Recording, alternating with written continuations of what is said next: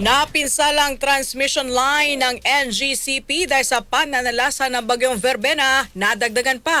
Ang kasama natin sa balitang yan si Rajuman Gerald B. Ulem.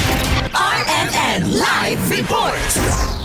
Nadagdagan pa nga ng dalawang transmission line ng National Grid Corporation of the Philippines o NGCP ang napekto ng bagyong Verbena. Ayon sa NGCP, kasama sa mga pinsala ng naturang bagyo ang Santa Barbara, Miagao, San Joaquin, Iloilo, La Paz, Ubay, Garcia at Paranas sa Pinapondana na mayroong 669 kV line. Saka nagpapatuloy na ang restoration activities ng mga tauhan ng NGCP sa mga lugar na hindi na inuulan at binabaha. Nagpapatuloy din ang pagpapatrolya ng kanilang mga line crew para tingnan ang lawak ng pinsala ng bagyo sa kanilang pasilidad. Kasama mo sa DZXL RMN Manila, Rajuman Gerald P. Ulep sa Top RMN.